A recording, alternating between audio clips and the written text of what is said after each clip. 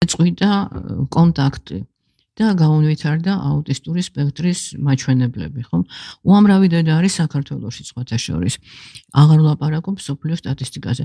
ჩვენ თახო სტატისტიკა არაფრის არ არის, არავინ არაფრით აზიანდება და ყველა არის ძალიან ჯანმრთელი. და აქვე მინდა კიდევ ერთ რამეს გაუსვა ხაზი.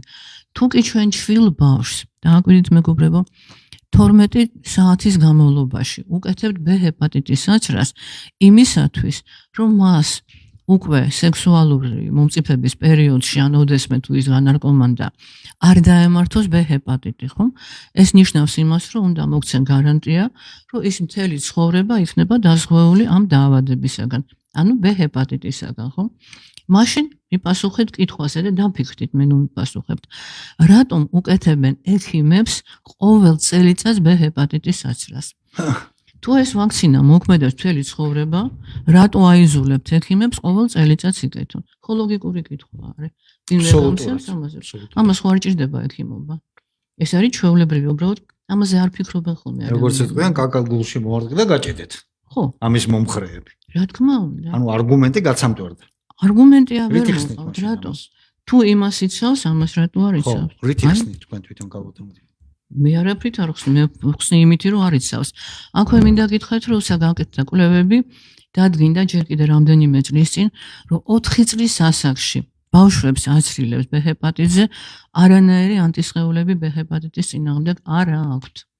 აღარ აქვთ. კიდე აქვე მინდა ვთქვა ტეტანუსის საცრა მაგალითად. უკეთდება 2 თვის ჩვილს. ტეტანუსი ეს არის დაავადება,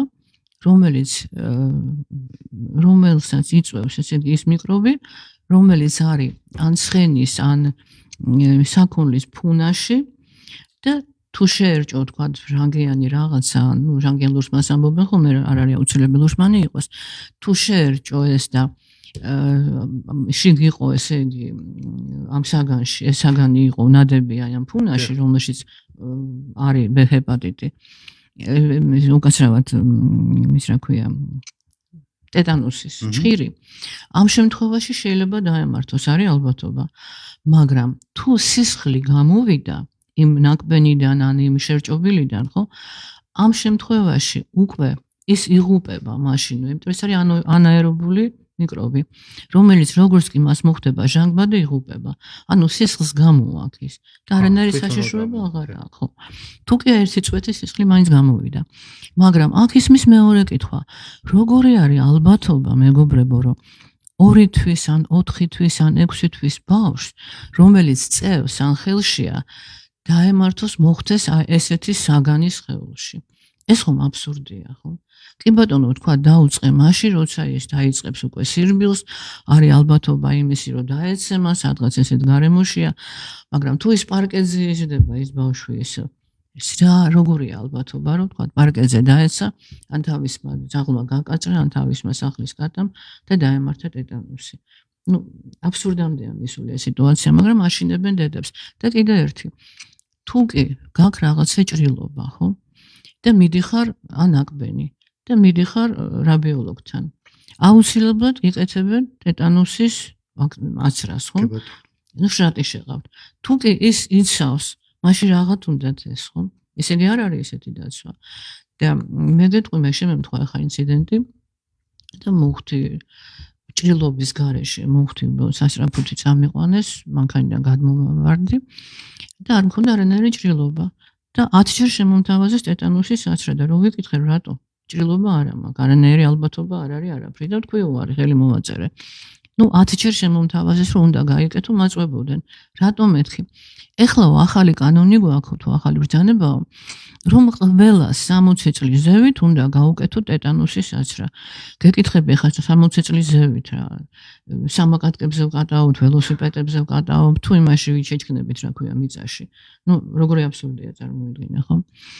ასე რომ ყველაფერი არის გაკეთებული იმისათვის, რომ გამდირდეს ეს big pharma და არ შემცირდეს მათი შემოსავალი. და ის რომ ესეთი ზეწოლა არის ახლა გრიპებზე და წითელაზე, ეს განპირობებული არის იმით, რომ როცა ამერიკა გავიდა ჯანმუდან და თქვა უარი ამ აცრებზე და ამოიღო ეს აცრები სიიდან, ეს ვაქცინები ხომ უნდა გასაღდეს სადღაცა და ალბათ ძალიან დიდ ფულს იხდის ის წარმოებელი უხდის სახელმწიფოს თუ ჯანდაცვას არ ვიცი ვინც არის დაინტერესებული ჩემი საქმე არ არის და ყველაფერი ათვისება უნდა მოხდეს სხვა ქვეყნებში ну ან კერძოდ მე ჩემი ქვეყანა მაინტერესებს თუ განვითარება სიტუაციაში შეიძლება დიდშიც არ ვიცი მე ჩემი ქვეყნის სიტუაციას ხედავ და ეს მადარდებს ძალიან და კიდევ ერთი ინსტრუქციაში უწერია ბგპ-იც რომ 7 წელიწადში უნდა გაგეთეს თვითონ წარმოებელს და არა წელიწადში ერთხელ როგორც აიძულებენ და წელს არის ძალიან გამკაცრებული განსაკუთრებით სტომატოლოგებში სადაც ნუ ალბათობა რომ სტომატოლოგიდან გადაუვან პაციენტს და სტომატოლოგს არის ძალიან პატარა იმიტომ რომ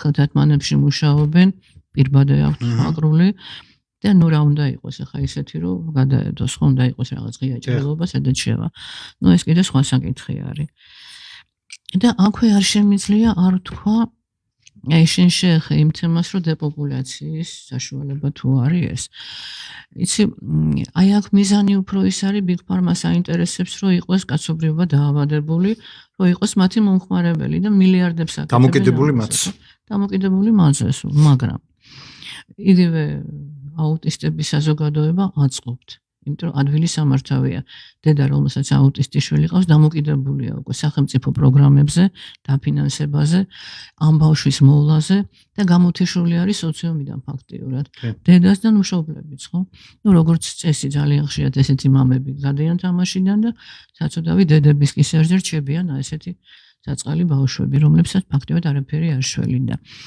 ის რომ ვიღაცები ბრალებენ ამას მკურნალობთ ეგ არის ძალიან სათუო გაუმჯობესება ხდება გააჩნია იქაც სპექტრი არის მთელი სადაც მსუბუქი ფორმებიც არის და მძიმე ფორმებიც არის და მძიმე ფორმას არაფერი არ შველის და არ შემიძლია არ შევეხო აი დეპოპულაციასთან დაკავშირებით პაპილომა ვირუსის აცრას გადაცრეს მთელი საქართველო მიუხედავად იმისა რომ ჯერ კიდევ 2023 წელს მე დიდი კონფერენცია ჩავატარე გახსოვს ალბათ სადაც ერი და ბერი გავერთიანდით მიმართეთ სახელმწიფოს ესწრებოდი შენს ხელმოწერებით შევაგროვეთ გავაგზავნეთ მთავრობაში მაგრამ მოხდა ესე რომ იმ პერიოდში შეიცვალა ერთი პრემიერი მეორეზე და ეს დარჩა ესე ხაერში გამოკიდებული ჩვენი მიმართვა არავინ ყურადღებას როგორ წესი არ გვაქცევს. რომ შეიცვალა ვიღაცას ხომ და გაიცე პასუხი.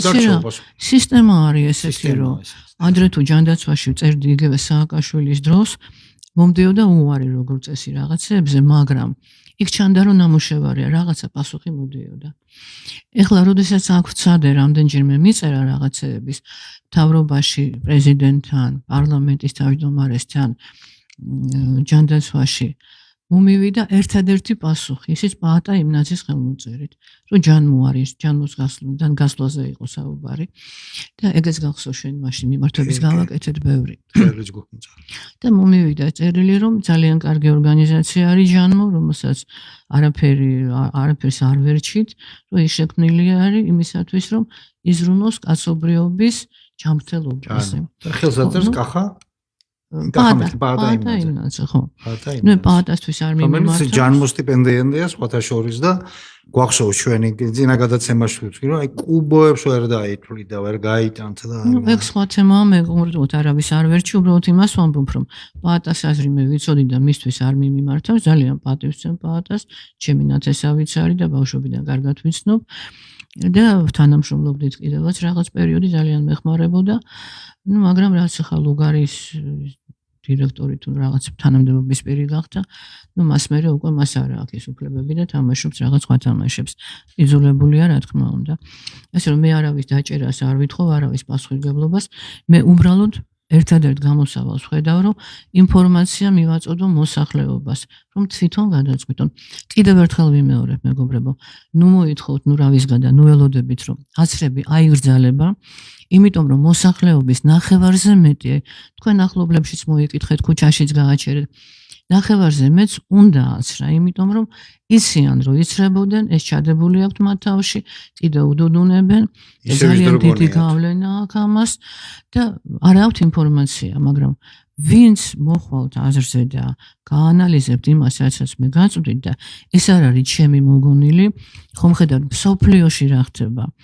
ჩემ ჭკუაზე არ დადის არც კენედი არც ტრამპი და არც ერთი ქვეყნის მეცნიერი პირიქით მე ვითვალისწინებ იმათ კვლევებს და მე ამ კვლევებთან დიდი ხანია წვდომა მაქვს 40 წელიწადია ამ საქმეს ვემსახურები და ვსწავლობ ასე რომ ყველა ჩემი სიტყვის უკან დგას ძალიან სერიოზული განაცხადები კვლევები მე არც ერთ სიტყვას არ ვამბობ ტყუილად იგივე კოვიდის დროს რასაც ვამბობდი და ქილიკობდნენ იგივე თუ გახსოვთ ჩემი პირველი გამოსვლა იმედზე რო იყო დიდი რეზონანსი რო ქონდა მე მაშინ ვთქვი რომ არ არის გამოცდილი კანცეროგენობაზე ესე იგი შეიძლება გამოიწვიოს კიბო და დღესდღეობით არის მთელი ამბავი ატეხილი და დადასტურებული ონკოლოგების მიერ რომ ახალი ფორმა წარმოიქმნა კიბოსი რომელსაც ქვია კანცისა ტურბოკიბო ანუ სწრაფად განვითარებოდი სხვანაირი რომელსაც ვერ თოკავენ ესე ვთქვა ვერანაირი ქიმია და ვერაფერი ვერ აჭირებს ძალიან სწრაფად ვითარდება და მეორე რაც მნიშვნელოვანი ვთქვი რომ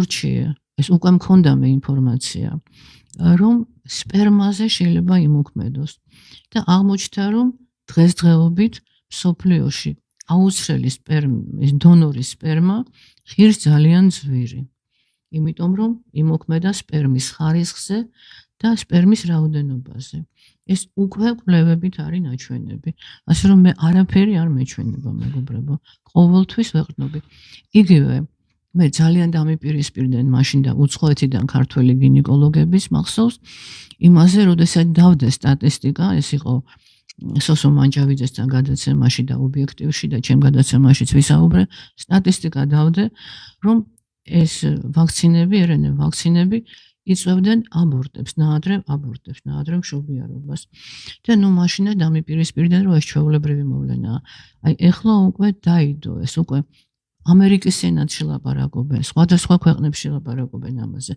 უკვე დაგროვდა ეს სტატისტიკა უკვე არა მარტო მაშინ ვეხდება ეს აცრის მომენტში ურსულებში არამედ უკვე შორეული შედეგებიც არის რომ რამდენჯერმე აცრილების ამ განსაკუთრებით ბუსტერი ვისაც აქვს მიღებული და სუქს 2 და 3 აქვს მიღებული იმათთან ეს უფრო ხშირად არის ასე რომ რატო საუბრობ მე ამაზე ყველაფერს იცით მეგობრებო იმიტომ რომ ჩვენ წინ ისევ ველოდება დიდი ომი ჯანმო ისევ არისვენებს ბილ გეიტსი არისვენებს და ისინი ემზადებიან ეხლა მათ აჩერებთ აი ის რაც ამერიკაში ხდება ჯერით რომ ამერიკა გავიდა ჯანმოდან მეორეს რომ ეს ყველაფერი ასეთ მაღალ დონეებზე იდება სულ რომ ფაუჩი არ დაიჭირონ რაც ადვილად არის მოსალოდნელი იმიტომ მოგეხსენებათ რომ მას ბაიდენმა მისცა ეს ინდულგენცია და 2029 წლამდე 14-დან დაწყებული 29-მდე ყველა დანაშაული რასაც ის ჩაიდენს ან უკვე ჩაიდინა იქნება დაუსჯელის უნდა დარჩეს თუმცა ეხლა ძალიან ცდილობენ რომ სხვადასხვა კუთხიდან მოუვარონ ამას და რამდენიმე შტატი უკვე 4 შტატი გაერთიანდა რომლებიც ითხოვენ მის დაჭერას და სისხლის სამართლის საქმეების აღძრას. სულ მალე შეიძლება შეიცვალოს ეს სიტუაცია. შეიძლება შეიცვალოს, ხო, მით უმეტეს რომ ტრამპიც არის ამაში უკვე ჩართული და დაინტერესებული როგორც ხედავ. ასე რომ ესეთი მარტივი არ არის ეს სიტუაცია და მე მინდა გაგაფრთხილოთ რომ იცოდეთ უბრალოდ გადაწყვეტილებას საბოლოოს იღებ თქვენ.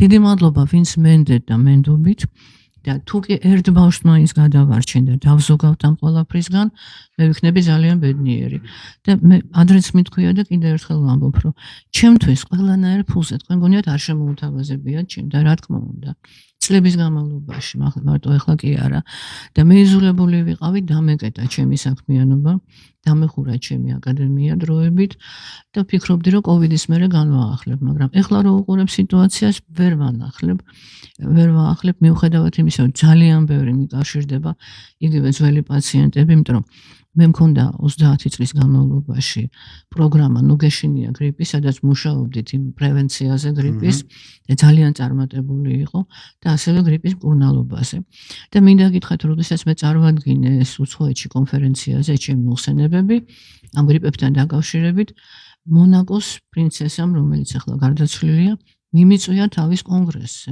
და შემიყვანა ჯგუფში რომელიც მუშაობდა სუსტად გრიპების პრობლემაზე.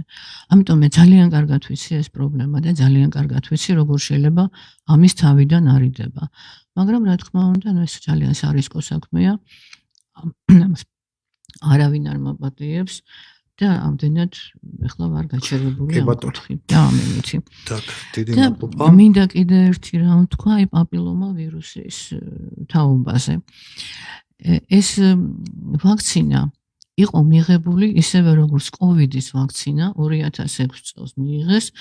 ესე იგი დაჩქარებული წესით ყველანაირი გამოსცის გარეშე პრაქტიკულად და პირველი ვინც დაუპირისპირდა ამას იყვნენ თვითონ მისი შემქმნელები. ერთ-ერთი ქალბატონი ფსიქიატრიულში მოახვედრეს, მეორე ციხეში საიდუმლოების გაცემის გამო. და ნუ დიდი ამბავი იყო მაშინ 2016 წელს გადაიღეს ამერიკელებმა დოკუმენტური ფილმი, სადაც ნაჩვენები იყო აი ამ ვაქცინით დაზარალებული ადამიანების ინტერვიუები და ექიმების და შემქმნელების ძალიან სერიოზული. ჩვენთან შემოიტანეს როგორც მახსოვს 2017 წელს და მე მაშინვე ვაფრთხილებდი რომ არ გაიკეთონ, იმიტომ რომ არის გამოუცდელი, არის მავნე, იწვევდა ძალიან სწრაფად დამბლებს, ეპილეფსიას, გრუნჩხვებს და მარტო ალაბამაში 800 გოგონა იყო დოკუმენტურად ნაჩვენები ეს ბავშვები არიან მიჯაჭვულები დღემდე ინვალიდების სავარძელს, იმიტომ რომ მათ განუვითარდა ტახიკარდიის გარკვეული ფორმა, რომელიც არ აძლევს საშუალებას, რომ იმუშაონ, იმოძრაონ და ასე შემდეგ. ეს მხოლოდ ერთების ოზგეობნებით. გარდა მაგისა, გავიდა უკვე წლები, ხო, 2006-დან და აი ის კონტინგენტი, რომელიც მაშინ აიცრა, გოგონები იყო მაშინ 9 წლიდან წრიდნენ, იმ გოგოებში გაირკვა 3 ქვეყნის სტატისტიკის მონაცემებია, მათ შორის ავსტრალია, რომელიც უზარმაზარია, რომ 47-დან 53%-მდე მერყეობს სხვადასხვა ქვეყნის მონაცემებით ონკოლოგია. ანუ მათ განუვითარდათ სწორედ სააშვილოსნოს ყელის კიბო ამ ვაქცინით ვაქცინირებულებს. აღარ ვლაპარაკობ უშვილობაზე. აღმოჩნდა, რომ დიდი ხნის წინ ეს იაპონელებმა დადეს რამდენიმე წლის წინ ეს მონაცემები და თქვეს რომ ეს არის საშიში ჩვენი გენოფონდისათვის და ამოიღეს ხმარებიდან ეს ვაქცინა ძალიან სწრაფად და რატომ? იმიტომ რომ მაშინვე ნახეს რომ საცდელ ცხოველებში ეს ვაქცინა იწვევდა ფოლიკულების გაწოვას, ანუ კვერცხუჯრედების, რომელიც არის შეზღუდული რაოდენობით ქალის ორგანიზმში, ხო? და იწვევდა ნაადრევ კლიმაქსებს ამდენად. და ნახეთ მე დავინტერესდი მაშინ რომ აქ შემოიტანეს რომ რატო სრიან 9 წლიდან გოგონებს. პასუხი იყო ესეთი თვითონ იმ ფირმისგან, რომ სანამ ჩამოუყალიბდებათ მენსტრუალური ციკლი. აი აქ დავფიქრდი უკვე რომ რა შუაშია ვაქცინა და მენსტრუალური ციკლი. არც ერთ ვაქცინას არ აქვს ესეთი ჩვენება. რომ ამასაკში ეს რა ხდება?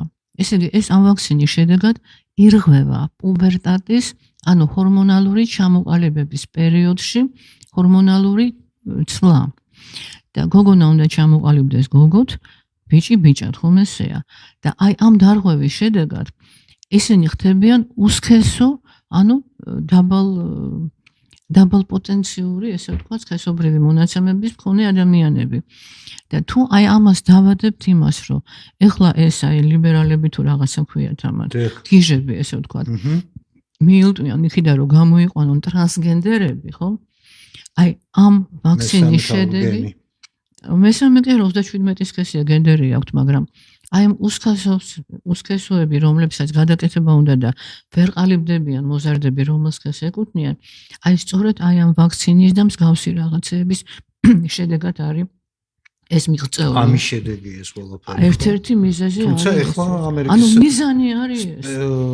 შესაბამისმა სამსახურმა უკვე აკრძალა ეს სქესის შეცვლის დაფინანსების პროგრამა და ეს დაფინანსების პროგრამა ჯერ მოახვიეს თავზე და მე ტრამპი როგორც მოვიდა და კენედი რო დაინიშნა 2 თუ 3 კვირაში გამოიცა ეგ ბრძანება, რომ იგრძელებოდა, დაფინანსება შეუწყვიტა. მაგრამ რამდენიმე კლინიკამ კერძო მაინც გააგრძელა ამის კეთება.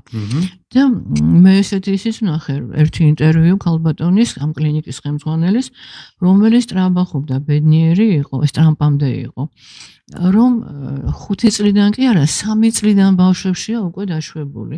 და კითხვას უსვამდა ჟურნალისტი, რომ კი, მაგრამ 3 წლის ბავშვო როგორ უცვლითო, როგორ მსჯელობთო და როგორ უნდა ვეკითხებით გოგო ხარ თუ ბიჭიო, რასაც გვეტყვის ის სქესია.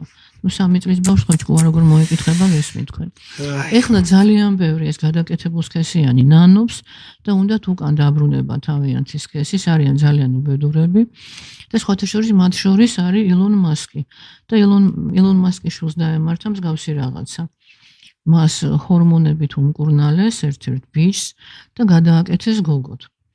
და ილონ მასკი როცა მოვიდნენ ხელისუფლებაში და ილონ მასკი გვერდზე ედგა და ერთ-ერთი წამყვანი ფიგურა იყო, მისი ინიციატივა იყო, რომ შეეწყვიტა ტრამპს გამოეცა ეს ბრძანება. ეგ მარტო კენედის ის არ არის, უფრო ილონ მასკი მიაწვა მაგაზე. და ეხლა უკვე იძულებული იყო, რომ აი ამ აღმასრულებელი ბრძანებით გამოეცა კიდევ ერთხელ უკვე დაეკანონებია. ვიმეორებ, რომ რამდენად გამოუვა მთელ ამერიკაში მთელი ეს პროგრამა ძალიან რთული საქმეა. იმიტომ ძალიან დიდი წინააღმდეგობა არის უკვე პოლიტიკური.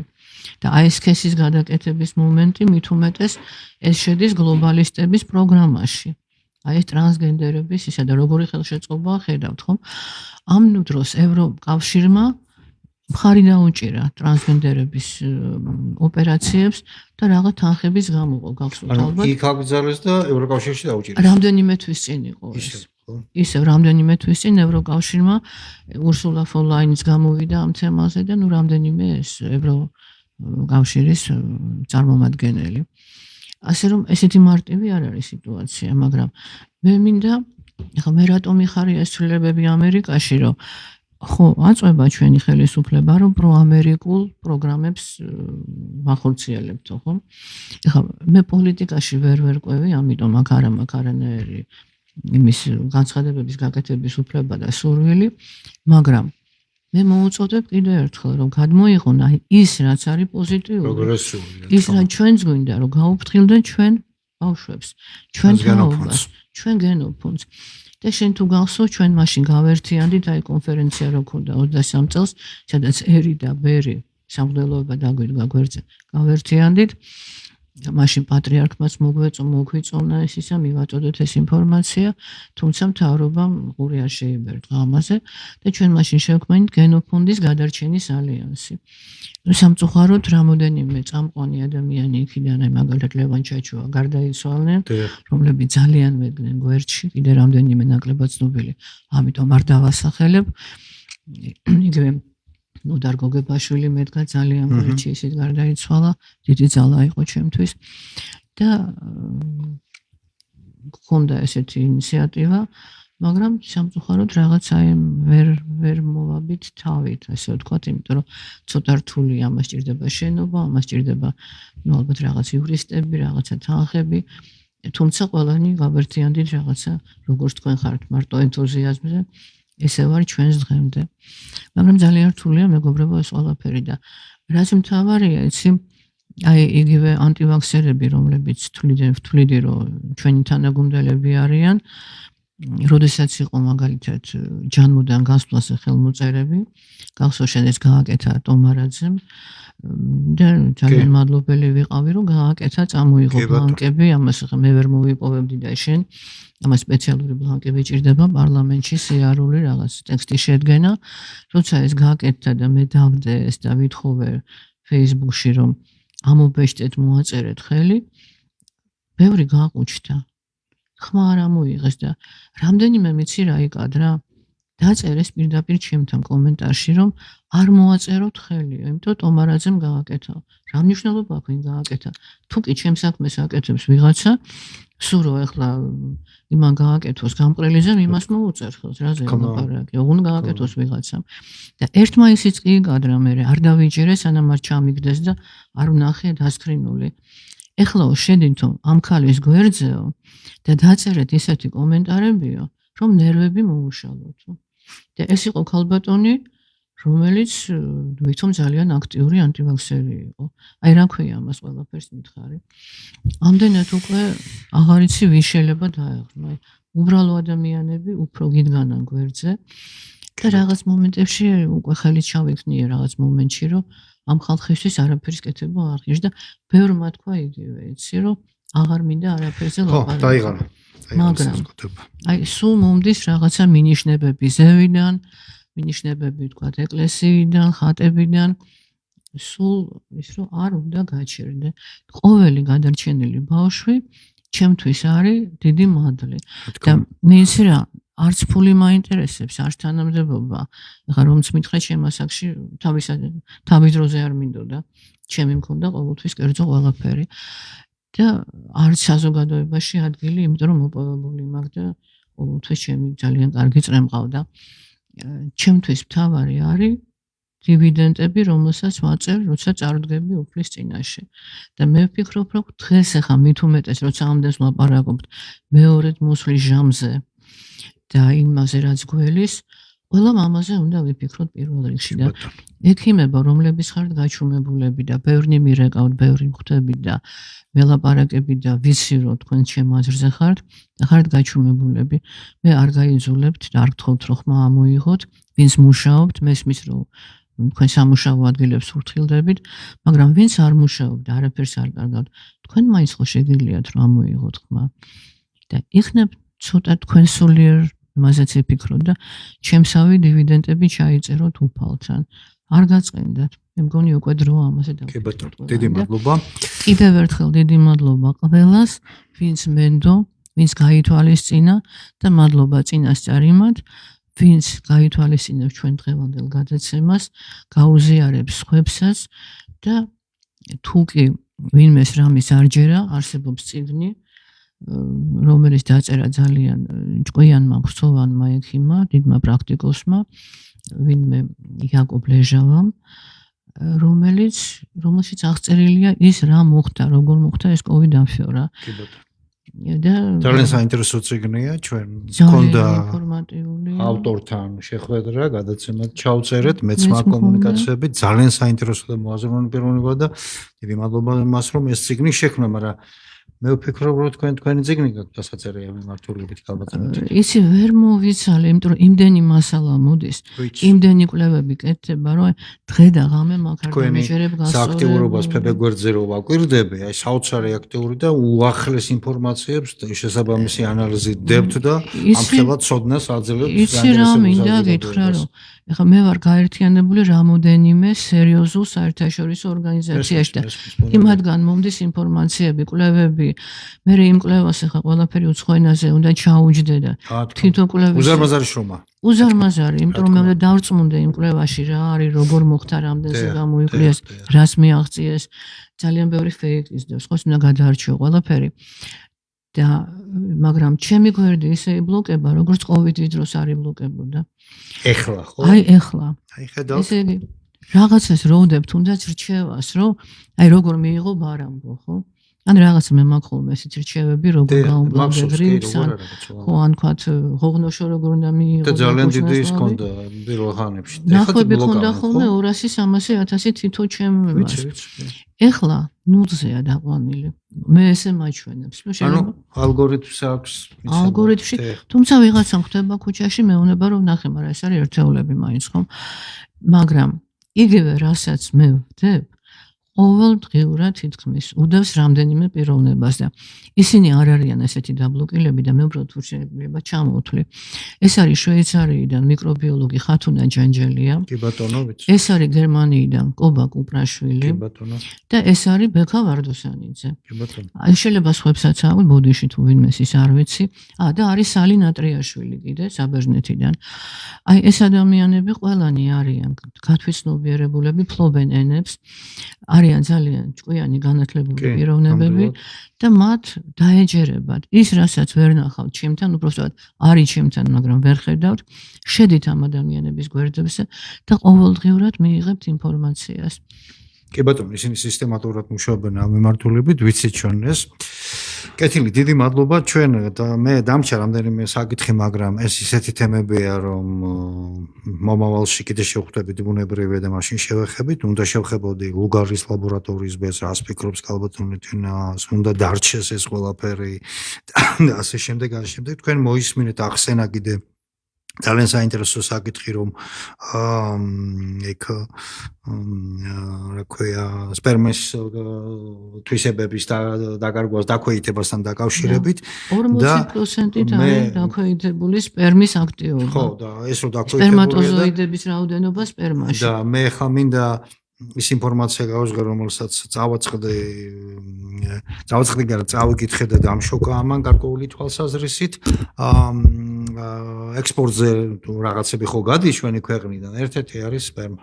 ქართული სპერმა 6 მილიონი დოლარის გადის ყოველ წელიწადს დაახლოებით. ამაზე ნაკლები არა, ამაზე მეტი კი. ეხლა წარმოიდგინეთ რაზეა საერთოდ საუბარი, ხო? მესმის, ამიტომ თემები იმდენ ეხლა გეიტსზე მინდოდა მეკითხა ბუნებრივია, რატო ახელშეუხებელი, რა ხდება კომპენსაციების საკითხზე, მაგრამ იმედი მაქვს ჩვენ ეხლა გეიტსი არ არის ხელშეუხებელი. შევხვდებით კიდევ მოგიწევთ აუცილებლად და ვისაუბროთ თქვენ უზარმაზარი ინფორმაციის მატარებელი ხართ. მადლობა, მეც ერთი შოკის მომგვრელი ინფორმაცია მინდა გითხრა. ერთი შოკის მომგვრელი ინფორმაცია მაქვს. უკვე ისეთ შოკში ვარ, რომ ნახე ჩვენთან ხო ამბობენ რომ ნახევარზე მეტი მოსახლეობის აიცრა.